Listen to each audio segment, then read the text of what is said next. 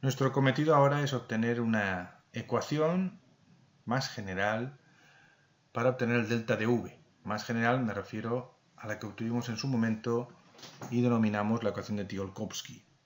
Esta ecuación debe incluir términos relacionados con la gravedad y con factores aerodinámicos. Para ello hemos de partir de la ecuación del movimiento del centro de masas, que se desarrolló en el anterior vídeo tutorial, y en particular de esta ecuación escalar, una ecuación diferencial que relaciona la aceleración con las diferentes fuerzas actuantes en el punto de masas. En particular, por aquí tenemos el empuje, por aquí tenemos la componente aerodinámica y por aquí tenemos la debida al campo gravitatorio. Sabemos además que la relación entre el empuje y el gasto másico de un cohete viene relacionado por esta ecuación en la que tenemos la gravedad en la superficie de la Tierra y un parámetro básico que es el impulso específico del cohete. Vamos a introducir esta ecuación dentro de la ecuación de movimiento del centro de masas, es decir, esta de aquí. Si hacemos esto, vamos a obtener justo la ecuación de aquí abajo. No tiene ningún misterio. Habrá que integrarla. Vamos a integrar entonces. Obtendríamos el delta V, esta ecuación la habíamos desarrollado en la diapositiva anterior, y dos términos que llamamos delta de V sub G, que es este de aquí, y delta sub V D. Una es la componente gravimétrica o la evolución en el tiempo de la componente gravimétrica y la otra es la componente aerodinámica.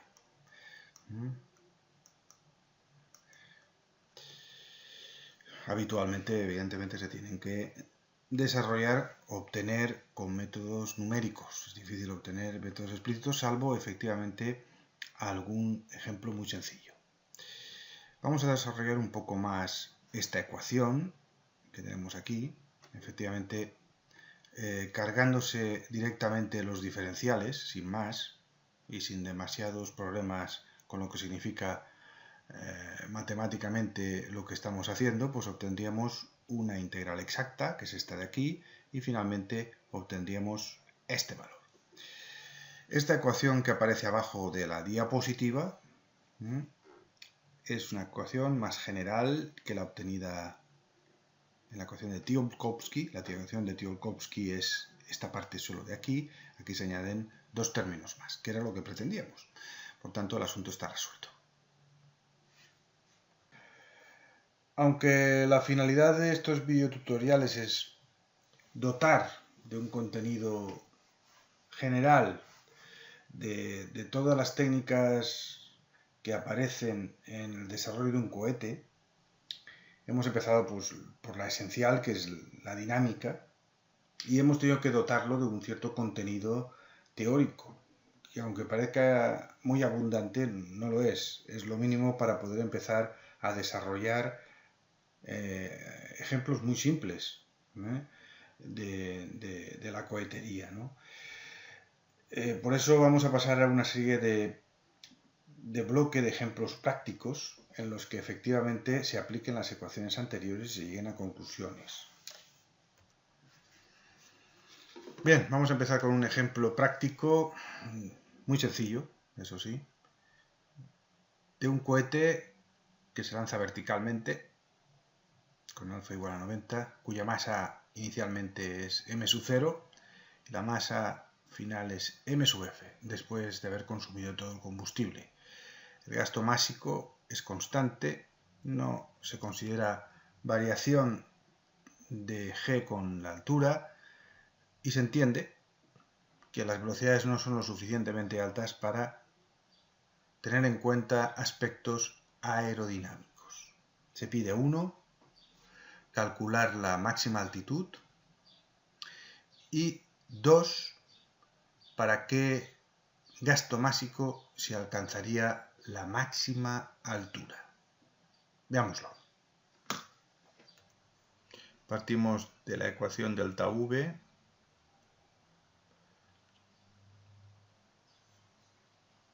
Tal y como pone el enunciado del problema, la componente aerodinámica no tiene valor, no se considera, y solo quedan dos términos. Dos términos que representan dos cosas absolutamente diferentes. Este término le vamos a llamar 1 y a este término le vamos a llamar 2. El primero representa efectivamente el impulso del cohete y el segundo representa una acción que va en contra del movimiento del cohete, que es el debido a la acción del campo gravitatorio. Bien.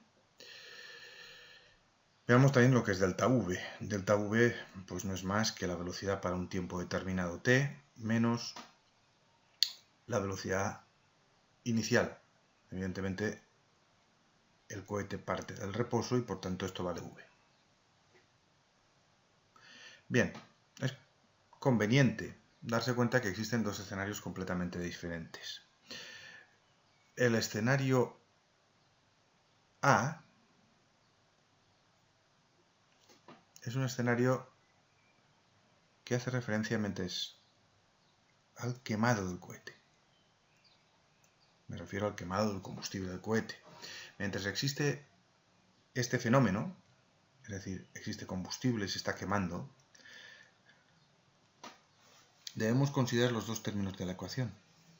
Pero existe otro escenario en el que efectivamente las condiciones cambian. Ese escenario hace referencia a cuando el combustible se ha agotado, es decir, no se produce ya quemado de combustible. En esa situación solo existe la acción del campo gravitatorio, por tanto, solo se utilizará el término 2 de esta ecuación. A nadie se le escapa que efectivamente en este escenario la aceleración va a ser positiva y en este la aceleración va a ser negativa. En uno se acelera y en el otro comienza a desacelerar el cohete. En el escenario A, con aceleración positiva, siempre se está ganando altura, en todo momento. En el escenario B, con una aceleración negativa, el cohete comienza a desacelerar, habrá un momento en el que se alcance más altura y llegará un momento en el que se pierda altura. Ese momento, en el momento del cenit, es decir, la altura máxima, es la que pretendemos obtener. De cualquier forma, hemos de integrar la velocidad en dos estadios, en dos escenarios, el A y el B, con ecuaciones de comportamiento físico diferente. Cualquiera de los dos escenarios pasa por efectivamente la integración de esta parte de la ecuación.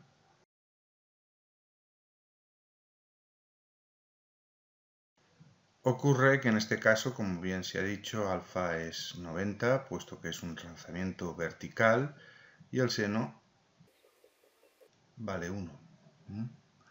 Por tanto, la integral es inmediata y su valor es g sub 0t. Bien, entonces vamos ya a empezar a integrar los dos escenarios. Empecemos por el escenario A.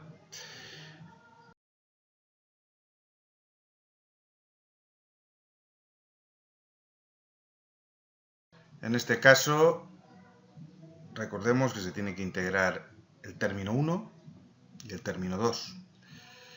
Empecemos por el sencillo. El término 2 de la ecuación sería en nuestro caso la integral de entre 0 y t de menos el delta de Vg con diferencial de t. Esto es una integración inmediata. Otra cosa es la integración del término 1. Esta tiene algo más de dificultad.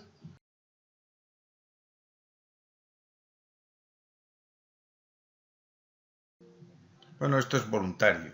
Si uno quiere perder un rato integrando la ecuación, pues allá él, ¿no? Yo voy a utilizar integración simbólica dentro de algún paquete de los múltiples que hay de software libre. El que más me convence es el SIMPy. El logo es este de aquí.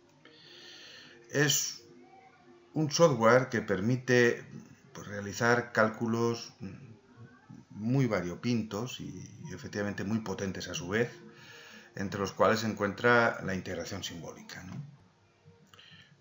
Y voy a utilizar a su vez también como consola esta de aquí, la Qt Console, lo que se llama Jupyter. Es una consola, digamos, un poco más evolucionada de lo que te da el IDE característico de Python, y los dos realmente funcionan francamente bien, dentro del entorno que se llama Anaconda, aunque puede utilizarse efectivamente fuera de él. Bien, dicho esto, cuando se utiliza sobre todo el SIMPy, de una forma bastante sencilla, se obtiene una resolución de esta integral de forma casi inmediata. Por tanto, la integral de 1 más 2 será igual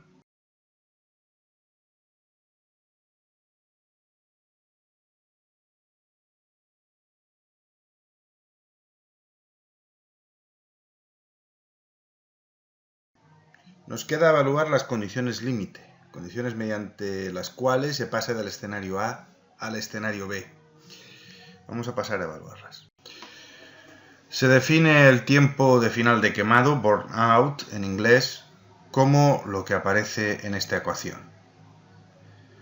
Efectivamente, nada que explicar, la diferencia entre la masa inicial, masa final, dividido por el gasto másico.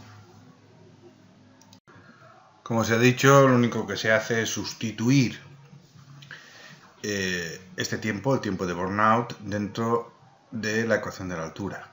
Y da lo que estamos viendo.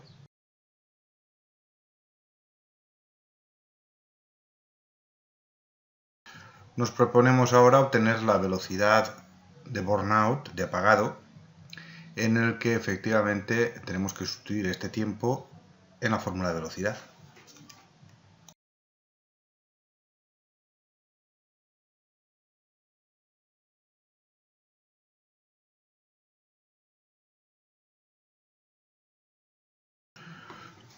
Nos proponemos ahora obtener las ecuaciones tanto de velocidad como altura en el escenario B.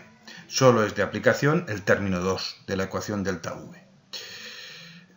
Delta de V esta vez será V menos las condiciones iniciales, que son precisamente las del burnout. Y el tiempo tiene un cambio de escala temporal, t menos t sub 0, porque efectivamente nos referimos a las condiciones de burnout.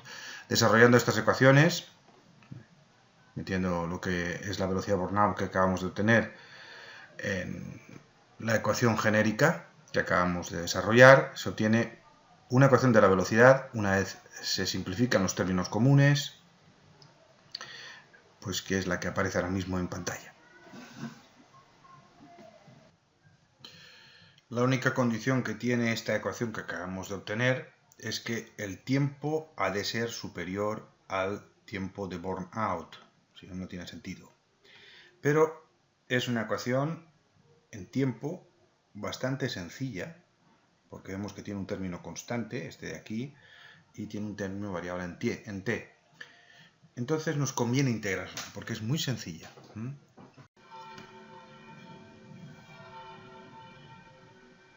Bien, empezamos entonces a integrarla. Hay una condición inicial que es la altura después del burnout, y los límites de la integral evidentemente son entre t burnout y un t cualquiera.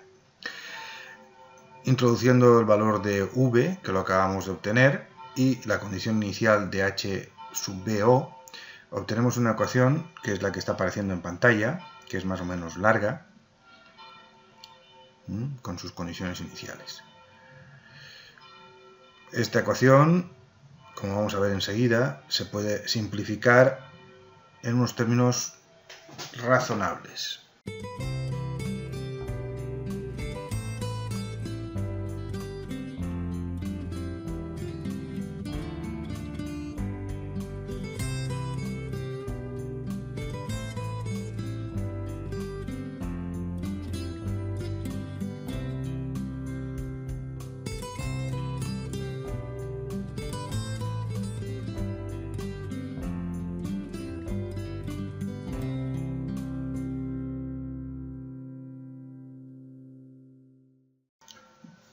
Vamos a desarrollar los términos que aparecen en la pantalla, el 1, que como vemos, pues en principio es una simple operación aritmética, introduciendo, eso sí, el concepto de tiempo de burnout. Obtenemos ese resultado.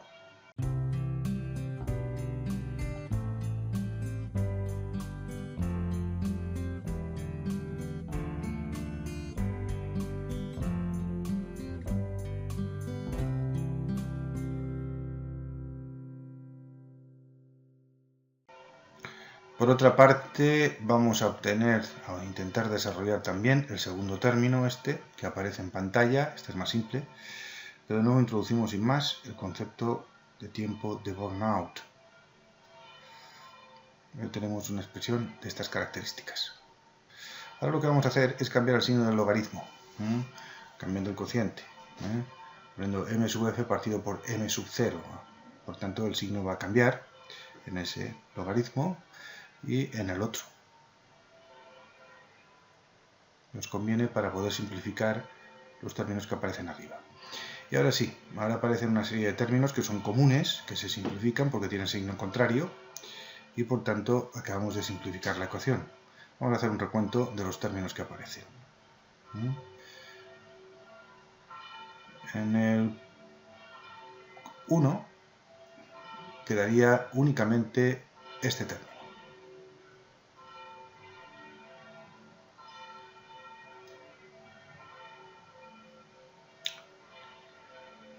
En el término número 2 aparecería solo este término. Y en el 3, el que acabamos de señalar hace un momento, obtendríamos este término.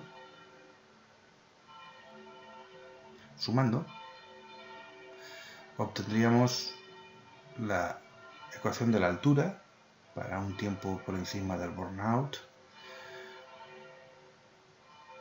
que sería esta ecuación, que si bien no es muy sencilla, comienza a ser manejable.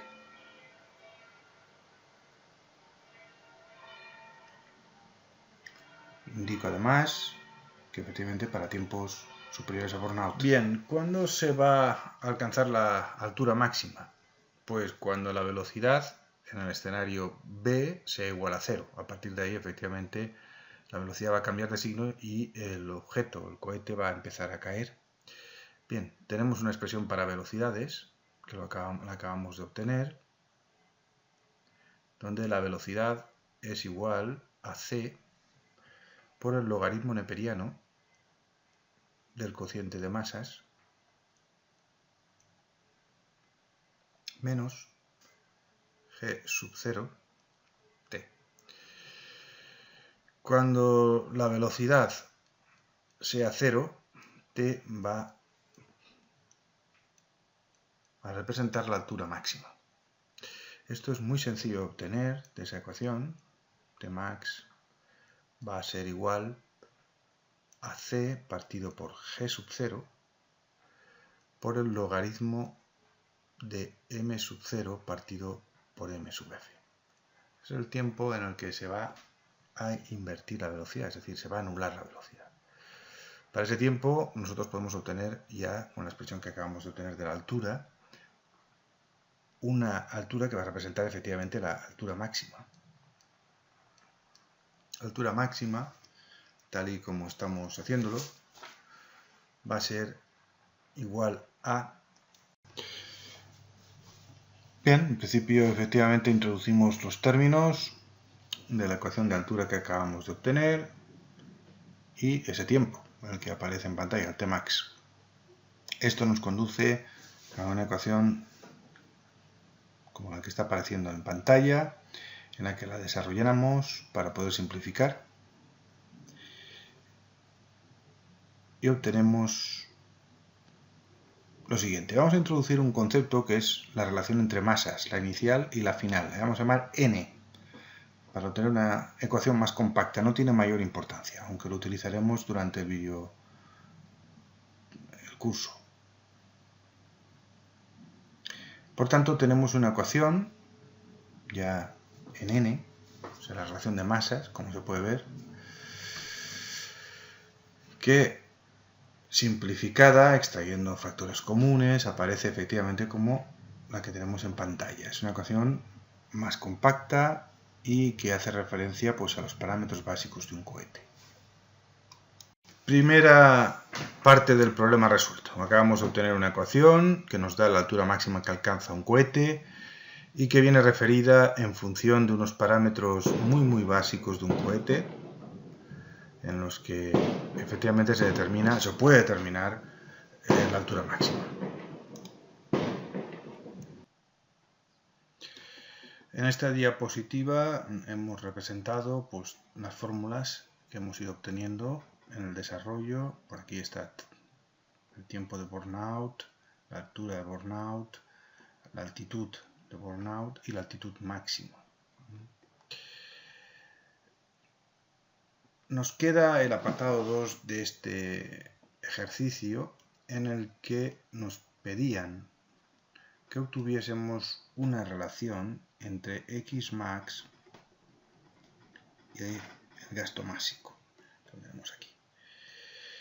En principio, si contemplamos con un poco de detalle la ecuación, llegaremos a la conclusión de que existe un término que es definido positivo siempre, es decir, mayor que 0, y después caeremos en la cuenta de que existe un signo menos. Por tanto, si lográsemos demostrar que este término que está entre corchetes es positivo, obtendríamos de forma inmediata que a medida que el gasto másico crezca, va a ir restando menos y por tanto vamos a ir obteniendo más altitud. Teóricamente no hay límite y el límite teórico sería cuando el gasto másico tiende a ser infinito, evidentemente teórico. Bueno, la prueba consiste en probar que esto es definido positivo, desde luego, para los n comprendidos en el intervalo 1 más infinito. Todos los valores que estén comprendidos ahí deben dar una función o un valor de la función positivo. Se puede recurrir a diferentes pruebas. Aquí vamos a utilizar una muy simple, que es representar la gráfica. Aquí tenemos el famoso intervalo que va de 1 hasta más infinito y se puede ver pues, que todos los valores son siempre positivos. Por tanto, esta función es definida positiva y por tanto se cumple la condición antes comentada de que n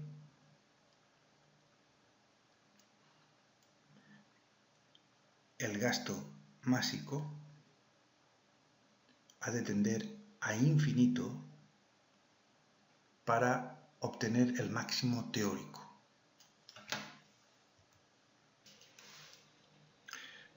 Este límite teórico aparece en pantalla ahora y vemos que solo depende de la relación de masas.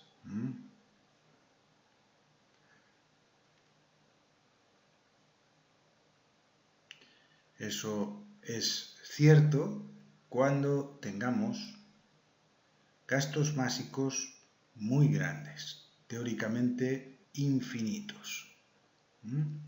Es un límite físico insuperable, por tanto, respecto a la altura máxima que se puede alcanzar en un cohete. Dando la relación de masas, efectivamente algo relacionado con el impulso específico del cohete, como no podía ser de otra forma, o sea, de las características del combustible que vayamos a quemar, inmediatamente aparece una cota que no se puede superar. para gastos básicos grandes. Por debajo, para gastos básicos finitos, obtenemos siempre valores de AEH max más pequeños. En el ejemplo 2 vamos a realizar una aplicación práctica de la formulación que hemos desarrollado hace un momento. Pues bien, vamos a aplicar todo lo que hemos estado viendo a nivel teórico para un cohete de 2,7 kilos. Se trataría, por tanto, de un cohete sonda, un pequeño cohete de masa inicial antes del lanzamiento. Una vez consumido todo el combustible, pues obtenemos una masa final de 2,3 kilos. El cohete es lanzado verticalmente. El motor tiene un impulso específico de 135 segundos. Por otra parte, se considera un empuje constante igual a 460 newtons de media. Se desprecian los efectos aerodinámicos y la variación de G con la altura. Se pide pues el tiempo de burn out, para la altura y la velocidad para esas condiciones y finalmente la altura máxima. Bien, pues vamos a resolverlo. En principio recomiendo para la aplicación de estas fórmulas explícitas que no tienen mucha dificultad, si bien son algo farragosas, este pequeño paquete de software que se llama Smart Studio, que nos permite pues poner las fórmulas tal y como se ven aquí abajo. Es decir, tal y como aparece en una formulación que podamos entender sin ningún tipo de codificación y conocimiento de desarrollo, más allá pues efectivamente el conocimiento de cómo funciona el paquete de software. Es muy sencillo y a la vez es muy rápido. Y además nos va a permitir también obtener incluso gráficas, lo cual pues no está mal. Vamos allá. En principio entendemos que las fórmulas están bien introducidas y con estos datos, que son los del problema, no sé si se ven aquí, pues efectivamente resolvemos y obtenemos unos resultados. Vamos a lo que nos interesa. La primera pregunta era tiempo de burnout. Efectivamente el tiempo de burnout son 0,9 segundos. O sea, no llega ni a un segundo. Se quema el combustible muy rápido y se obtiene una velocidad de 164 metros por segundo en estas condiciones y se obtiene 76 metros de altura.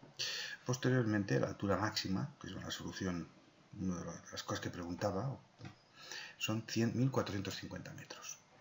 Bien, vamos a verlo esto a nivel gráfico, que también nos permite, como digo, este software, el poder hacerlo.